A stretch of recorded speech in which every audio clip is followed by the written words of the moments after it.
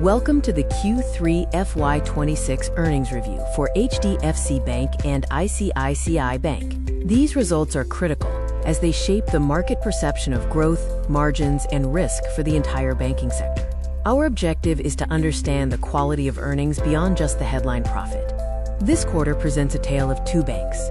HDFC Bank tested funding discipline, while ICICI Bank tested regulatory discipline. HDFC's net profit was up 11.5%, driven by NIM expansion and lower provisions. But the major risk is the loan-to-deposit ratio climbing to 99%. ICICI Bank's profit was down 4% due to a one-off provision spike, though underlying business growth remains robust. Focusing on HDFC Bank, net profit was 18,650 crore rupees, an 11.5% increase year-over-year. Net interest income grew by 6.4%, and the core net interest margin stands at 3.35%. Asset quality improved, with net non-performing assets decreasing to 0.42% year-over-year. While asset quality is robust, with gross NPA stable at 1.24%, the structural constraint is the loan-to-deposit ratio, or LDR. The LDR is pushed to 99%, well above the comfort band of below 90%. This indicates liquidity tightness and potential constraints on future growth, as loan growth outpaced deposit growth. HDFC Bank management addressed the LDR, stating the target is a downward glide path over time. They will not sacrifice loan growth for short-term optics. Regarding margins, they expect benefits from the slower repricing of term deposits, improving current account and savings account share, and a gradual reduction of high-cost borrowings. Turning to ICICI Bank, they reported a strong franchise despite a one-off hit. Net interest income grew 7.7%. However, NIM was flat at 4.3%, and profit before provisions and taxes was up only 3% due to treasury losses.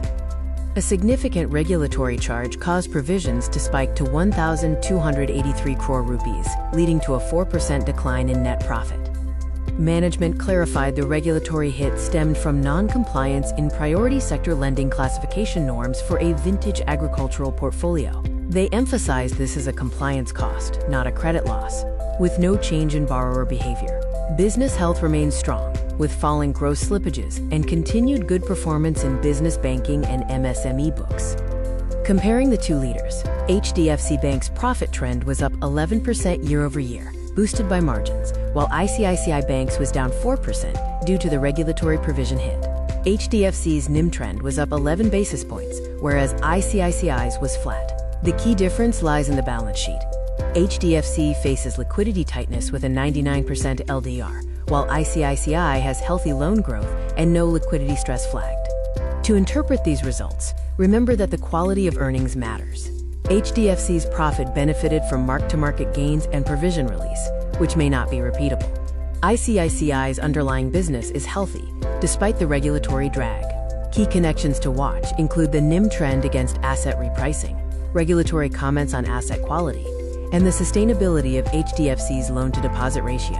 Now we ask, what is your view on HDFC versus ICICI after the Q3 FY26 results? Does HDFC's loan-to-deposit ratio worry you more than ICICI's one-off provisions? Thank you for watching. Follow for daily equity research learning.